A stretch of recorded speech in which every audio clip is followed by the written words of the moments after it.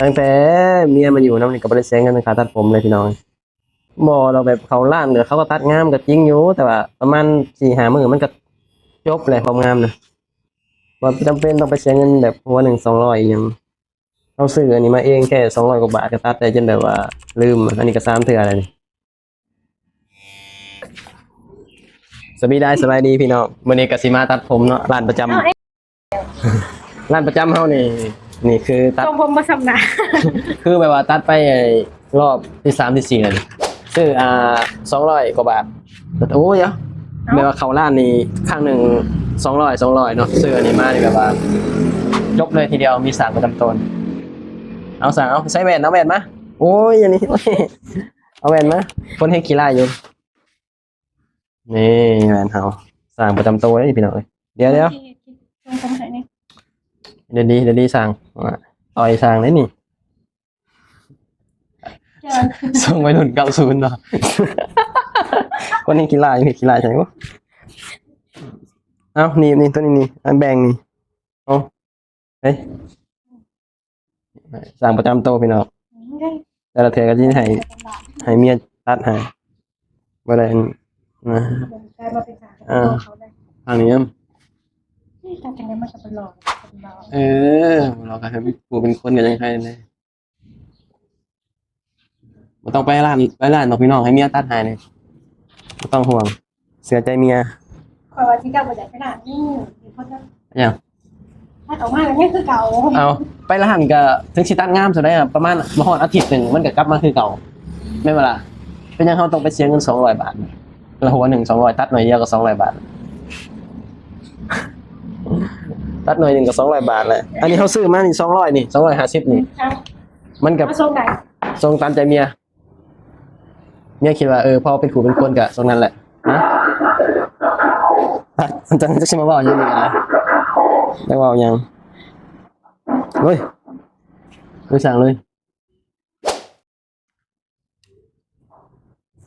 สารต้องเบิ่งว่าอันทรงไหนสิเข้ากับหน้าเบิ่งเว้าหน้าเป็นจังได๋สิขี้ร้ายก็ตัดให้มันงามบอกนะไม่เห็นมันก็พอเป็นอะไรตัดมาใส่นะเอ้าสารจังได๋มาบ่เตรียมพร้อมจังนี้อุปกรณ์เจ้าของก็นี่มื้อนี้มันบ่เต็มร้อยโอ้สารจังได๋มื้อนี้รู้สึกบ่เต็มร้อยมันทรงเสียเลยถอนบ่ต้องถอน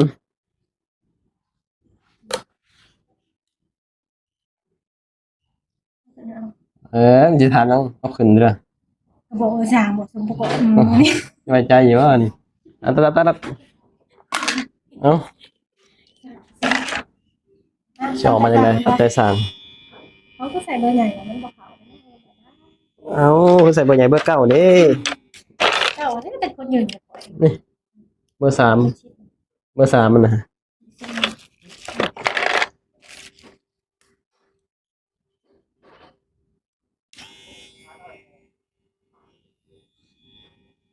ไอ้ได้สารเลย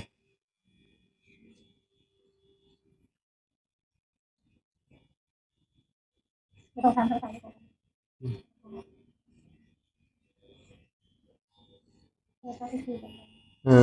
เงินตัดไงเนาะตั้งแต่เมียมาอยู่น้ำนี่ก็บ่ได้เสียเงินค่าตัดผมเลยพี่น้องไม่ได้เข้าร้านเลยคือแต่เมียตัดให้เพราะว่าตัดเงินบ่เราแบบเข้าร้านเดี๋ยวเขาก็ตัดงามก็จริงอยู่แต่ว่าประมาณ4-5มื้อมันก็จบเลยความงามน่ะบ่จำเป็นต้องไปเสียเงินแบบหัวหนึ่ง200อีหยังเราซื้ออันนี้มาเองแค่200กว่าบาทก็ตัดได้จนแบบว่าลืมอันนี้ก็3เทื่อแล้วนี่3เทื่อตัดเลย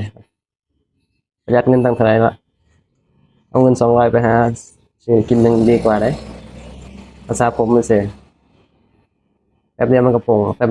ข้าตลาดตัดผมเสียเงินถูกใคร200ก็เลยซื้อมาเองพี่น้องเขาบ่เคยยี่ห้อนี่เขาไม่ใช่ค่ะเขาดีอยู่บ่เลือกยี่ห้อดีๆเด้ออะไรที่ซื้อมานี่บางยี่ห้อก็บ่คมบ่เข้มมีหยัง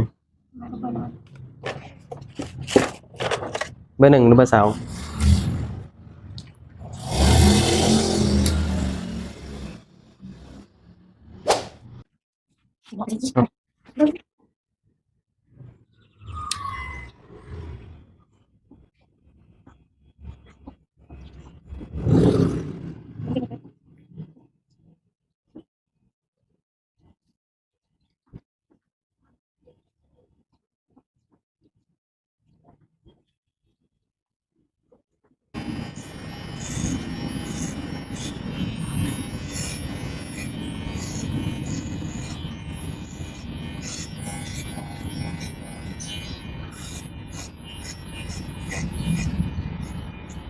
ไปเป็นต้นเนินเถอะ มันเป็นข้อยขึ้นไปเลยนะจะให้มันพุข้างงอนเลยผูกเลยเห็นไห ค ม อยทำไปว่าคอยทำภาษาข้ามไม่บอก ข้อยเนิ่นๆไปเป็นอะไรข้อยเท่ากัน เป็นเรียกเป็นต่างนะครับมันคุ้มเหรอ กุ้ม เราคุ้ม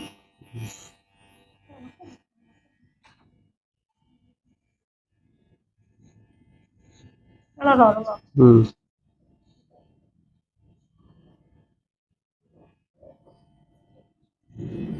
มาหามีช่องโปรโมชั่นไทยได้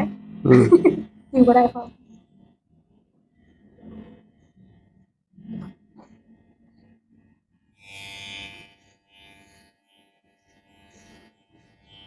ข้อยเขาไม่เป็นแบบผมมันลามลงเขาทีกับสีงานมาแต่ผม มันมาลามลงมาไม่ใช่ให้งอนนะปุ๊มาถามเนาะเจ้าครับ นอนนี่ก็โอ้โห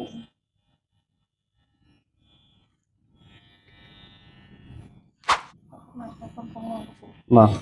มันรู้สึกผมไม่ยันแล้วก็เนี่ยดูหัวแหวก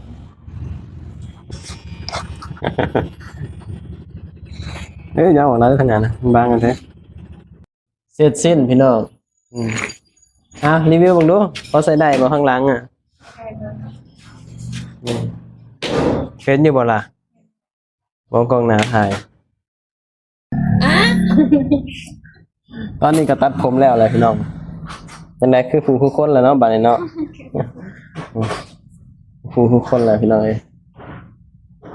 ตัดผมเป็นทีเรียบร้อยโอ้ยไม่ใช่เห็ดตัดผมแล้วนี่พี่น้องประมาณนี้เนาะซอยออกไปสินี่สั่งประจำโต๊ะเฮาเอาจ่ายเงินสั่งก่อนบัดนี้พี่น้องเอ้ย จ่ายเงินช่าง เอา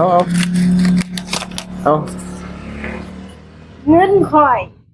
นี่ขาตัดผม กระเป๋าคอย ขาตัดผมเอา 20 ไป บาท ซื้อน้ำกินเด้อโอเค ใส่20บาท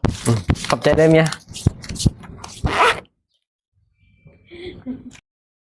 ได้พี่น้องโอเคบ่สั่งเฮา